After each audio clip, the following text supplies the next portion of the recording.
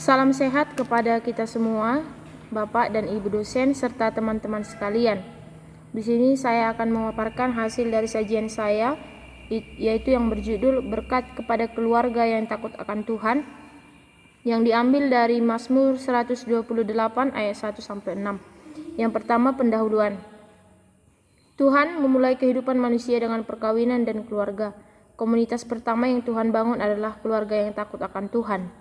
Takut akan Tuhan berarti menjadikan Tuhan sebagai dasar utama kehidupan berkeluarga dengan menerima pasangan dengan penuh cinta kasih yang rela memberi dan rela berkorban bagi orang yang dicintainya. Takut akan Tuhan di dalam keluarga juga berarti setiap pasangan dapat menerima baik saat suka maupun duka dan saling memberi semangat, dorongan dan menerima kelebihan dan kekurangan masing-masing. Keluarga yang harmonis dan keluarga yang bahagia adalah keluarga yang mendidik dan menerapkan sikap takut akan Tuhan kepada setiap anggota keluarga. Di dalam Mazmur 128 ayat 1-6 mengatakan bahwa kebahagiaan akan menjadi upah bagi keluarga yang takut akan Tuhan dan berjalan menurut kehendak-Nya. Oleh karena itu, dasar kebahagiaan sebuah keluarga adalah takut akan Tuhan yang pada akhirnya membuahkan kebahagiaan. Yang selanjutnya kita masuk kepada tema-tema teologi. Yang pertama yaitu latar belakang dari kitab Mazmur 128 ayat 1-6. Kitab Mazmur merupakan gambaran iman umat Israel akan keagungan karya Allah yang sungguh nyata dalam pengalaman iman mereka. Kitab Mazmur berasal dari kata Mizmor yang berarti nyanyian yang diiringi dengan alat musik. Mazmur-mazmur mengungkapkan pengalaman dan pemahaman iman umat Israel yang sangat mendalam, serta mengungkapkan hubungan yang harmonis dengan Allah. Gambaran iman umat Israel ini dinyatakan lewat doa yang bernada puitis dalam lagu-lagu dan ungkapan puji-pujian.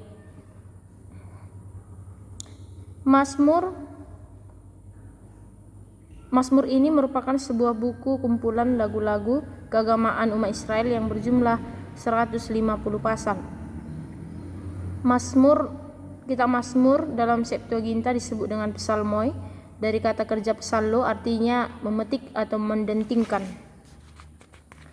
Dan kemudian kata ini merujuk kepada nyanyian atau psalmos atau kumpulan nyanyian yang disebut dengan psalterion. Dalam penulisan kitab Mazmur ini sangat sulit memastikan tentang siapa penulis kitab Mazmur ini secara umum. Namun ada seorang raja yang memang seorang pesajak yang suka menciptakan Mazmur, yaitu Raja Daud. Khusus Mazmur 128 termasuk jenis nyanyian ziarah yang artinya nyanyian kenaikan, nyanyian pendakian atau anak-anak tangga atau tingkatan, di mana umat yang akan beribadah di Bait Suci Yerusalem dalam merayakan hari-hari raya biasanya menyanyikan mazmur-mazmur ini di perjalanan atau dalam arak-arakan memasuki rumah Allah. Kata ziarah berarti merefleksikan kembali atau retreat. Mazmur ini juga disebut mazmur kebijaksanaan yang melukiskan tentang keindahan hidup seorang suami atau bapa yang hidup menurut kehendak Tuhan sehingga ia menerima berkat di dalam keluarga. Kesaksian Mazmur 128 menggambarkan tentang kebahagiaan, yaitu berbahagialah setiap orang yang takut akan Tuhan, maka mereka akan mengalami kebahagiaan. Selanjutnya, tema teologinya adalah seorang istri akan seperti pohon anggur.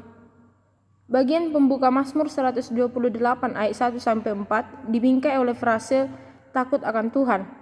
Penggunaan frasa pertama ini dalam bentuk ucapan bahagia di awal pembuka kitab Mazmur pasal 1 ayat 1. Kata pembuka Mazmur sering diterjemahkan sebagai senang, yang dalam budaya barat dikenal sebagai kontemporer atau bahagia, yang seringkali berkonotasi dengan kesenangan eksternal. Orang yang berjalan atau hidup dengan tujuan Tuhan akan menemukan kebahagiaan yang sejati. Berjalan di jalan Tuhan memberikan kesejajaran dengan rasa takut akan Tuhan.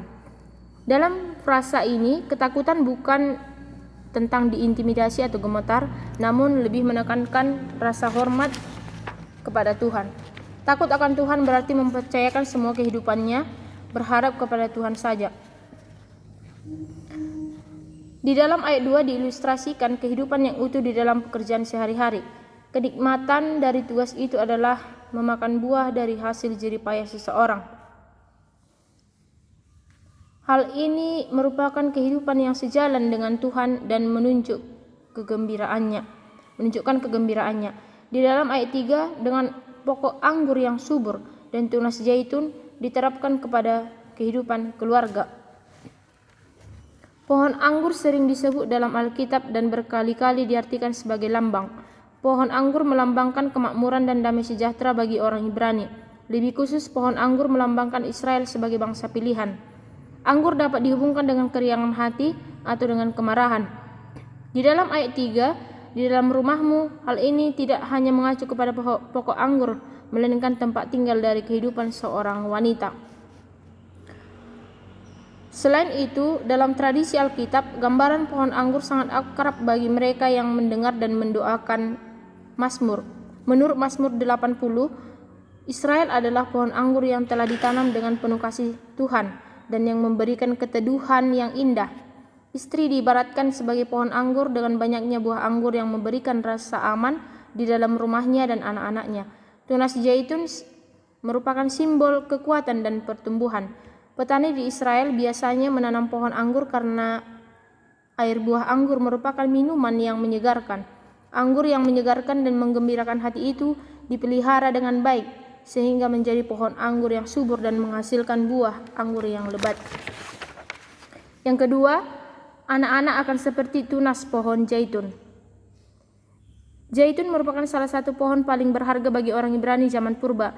Zaitun pertama kali disebut dalam Kejadian 8 ayat 11 saat burung merpati kembali ke bahtera dengan sehelai daun zaitun. Pohon zaitun yang luas dipakai sebagai simbol di kalangan orang Ibrani.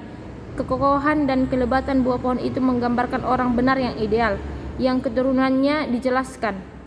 Tunas pohon zaitun sebagai kiasan yang mengacu kepada kecakapan karena bunga zaitun kadang-kadang berguguran. Terdapat dalam Ayub 15 ayat 33. Anak-anak digambarkan seperti tunas pohon zaitun, yang artinya yang duduk di sekeliling meja saat makan adalah anak-anak yang banyak. Ini menyerupai lingkaran pucuk tanaman zaitun muda, segar dan menjanjikan. Perspektif dalam Perjanjian Baru. Saya mengambilnya dari Kolose 3 ayat 18 sampai 25. Yang pertama itu takut dan taat kepada Tuhan. Teks Kolose 3 ayat 18 sampai 25 menjelaskan beberapa nasihat yang ditunjukkan kepada istri atau suami, anak, bapak, hamba dan tuan. Masing-masing tidak memiliki kata penghubung. Suami seperti penghubung, semuanya berdiri sendiri. Menurut Dunn, perintah istri untuk tunduk kepada suami merupakan aturan umum di wilayah Mediterania, bahwa keluarga merupakan institusi patrilineal di mana semua anggota keluarga tunduk kepada suami sebagai pimpinannya. Paulus menggunakan kata tunduk sebanyak 23 kali dari 38 kali penggunaan dalam PB. Kata kerja tunduk dalam bentuk aktif digunakan untuk mengungkapkan bahwa kuasa untuk tunduk berasal dari Allah. Kata tunduk tidak mengandung kesan merendahkan martabat diri.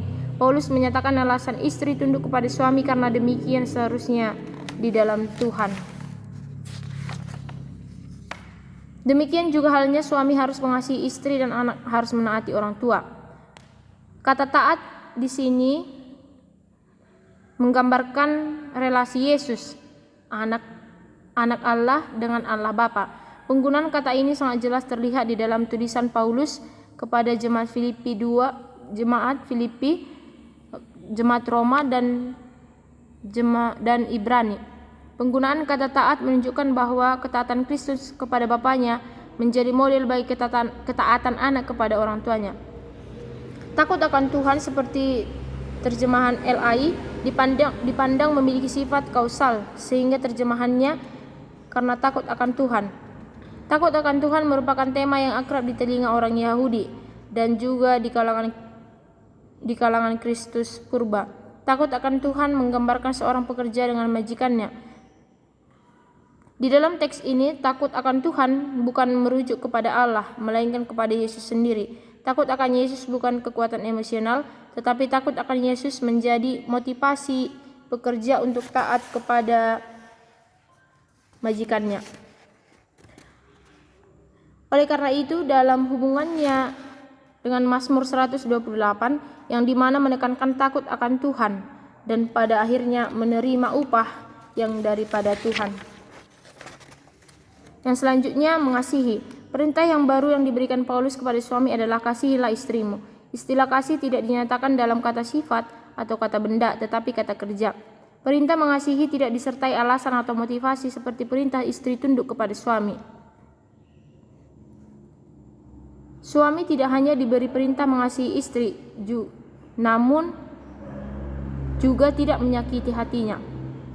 Sama halnya dengan supaya bapak tidak menyakiti anaknya, dalam arti anak tidak memberi tanggapan negatif terhadap didikan dan ajaran bapak. Dalam konteks ketaatan tersebut, orang tua, khususnya bapak, tidak boleh bertindak memperlakukan anak dengan sewenang-wenang. Yang terakhir adalah bagian kesimpulan. Keluarga yang takut akan Tuhan adalah keluarga yang senantiasa menerapkan prinsip-prinsip firman Tuhan dalam kehidupan sehari-hari. Rasa takut akan Tuhan ini harus menjadi landasan utama bagi setiap keluarga Kristen. Dalam Mazmur 128 ini, pemazmur memberikan dasar utama untuk memiliki keluarga yang diberkati dan berbahagia. Dasar itu adalah takut akan Tuhan dan hidup menurut jalan yang ditunjukkannya.